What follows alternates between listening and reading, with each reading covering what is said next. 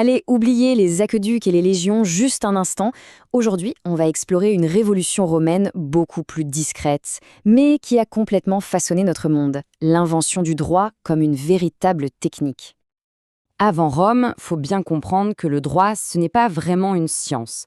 C'est plutôt un ensemble de commandements, souvent d'origine divine, qu'on grave dans la pierre pour essayer de limiter le chaos. Le but est simple, survivre et maintenir un semblant d'ordre. La fameuse loi du talion, œil pour œil, ça nous paraît hyper brutal aujourd'hui, mais à l'époque c'est un progrès immense. Pourquoi? Parce que ça met une limite à la vengeance pure et simple. Alors, comment on est passé de cette simple vengeance à un véritable système de règles?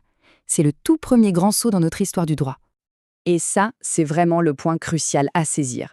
Ce principe, ce n'était pas du tout une incitation à la violence, mais bien tout le contraire. C'était l'introduction d'un concept absolument fondamental, la proportionnalité. La punition ne pouvait pas être plus grande que l'offense. Et pour la toute première fois, la loi devient visible, elle devient stable et surtout prévisible. Et c'est là que Rome arrive. Et là, Rome va complètement changer la donne.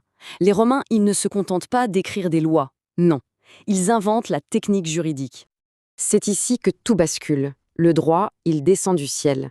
Il quitte la pierre pour venir s'installer en plein cœur de la cité, sur le forum. Les Romains en font une discipline séculaire, une sorte d'architecture de l'esprit accessible aux citoyens. Ils créent carrément le métier de juriste, des spécialistes qui ne font que ça. Penser, raisonner sur la loi pour la rendre plus juste, plus efficace. Le changement de paradigme, il est total. On passe d'une loi vue comme un ordre divin à un outil rationnel, d'une simple liste de cas concrets, du cas par cas, à un système abstrait, capable de s'adapter. Et surtout, on passe d'un droit qui dépendait de qui on était dans la société à une technique qui, en théorie du moins, s'applique à tous les citoyens. Bon, pour bâtir cette fameuse architecture, les Romains ont dû forger des concepts, des briques de base, si on veut, qui soutiennent encore aujourd'hui nos systèmes juridiques. Et les deux plus importantes, c'est la personne et la propriété. La persona. Franchement, c'est une idée de génie. À l'origine, ça veut dire le masque de théâtre. C'est une identité juridique abstraite. Peu importe qui on est dans la vie tous les jours, riche, pauvre, artisan, sénateur, devant la loi, on enfile ce masque et on devient un sujet de droit. Quelqu'un qui a la capacité d'agir, de posséder, de s'engager. C'est la naissance de la séparation entre l'individu social et l'acteur juridique. Avec la propriété, les Romains vont encore plus loin. Ils définissent une relation juridique absolue et directe entre une personne et un bien. Ce n'est plus juste une question de possession physique, je le tiens donc c'est à moi, non. Ça devient un concept. Ce droit de propriété, il est exclusif, il exclut tous les autres, et il est opposable à tous. Ça veut dire quoi? Ça veut dire qu'on peut le défendre en justice contre n'importe qui.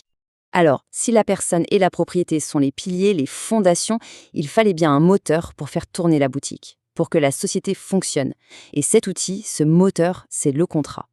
Le contrat, c'est peut-être l'innovation la plus puissante de toutes. Pourquoi? Parce qu'il donne aux individus le pouvoir de créer leurs propres lois entre eux. Par la simple rencontre de leur volonté, deux personnes peuvent générer des obligations qui sont aussi fortes que la loi de l'État. C'est l'outil qui va permettre le commerce, la construction, les échanges, bref, toute la vie économique et sociale. Et la logique romaine derrière tout ça est d'une clarté redoutable. C'est simple, en 3 étapes. D'abord, le consentement. Il faut que les volontés se rencontrent librement. Ensuite, l'objet. L'accord doit porter sur quelque chose de concret, de précis. Et enfin, et c'est ça la clé, l'obligation. La promesse n'est plus une simple parole en l'air. Non, elle devient un lien de droit, une sorte de chaîne juridique qui peut être actionnée devant un juge si elle n'est pas respectée. Maintenant, ce qui est absolument incroyable, ce n'est pas seulement que les Romains aient inventé ces outils, mais c'est surtout que ces outils ont réussi à traverser 2 millénaires pour arriver jusqu'à nous. Cette frise, elle est fascinante. Tout commence avec la première loi écrite à Rome, la fameuse loi des 12 tables. Des siècles plus tard, c'est l'empereur Justinien qui sauve tout ce savoir en le compilant. Puis, après une longue période d'oubli, ce trésor est redécouvert au Moyen-Âge et il devient la base de l'enseignement dans les toutes premières universités d'Europe. Et le point d'orgue de tout ça, eh bien, c'est notre Code Napoléon de 1804, qui est en fait une synthèse magistrale de tout cet héritage romain. Et ça nous amène directement à aujourd'hui. Quand on ouvre un code civil, que ce soit en France, en Allemagne, au Japon ou même en Afrique francophone, on lit, souvent sans même le savoir, des concepts et une logique qui viennent tout droit de ces juristes en toge qui débattaient sur le forum il y a 2000 ans. Vraiment, la meilleure analogie qu'on puisse trouver, c'est celle de l'informatique. On peut dire que le droit romain a fourni le système d'exploitation sur lequel tourne encore une bonne partie de nos sociétés. Les applications, elles, ont changé bien sûr, mais le code source fondamental, lui, est resté le même.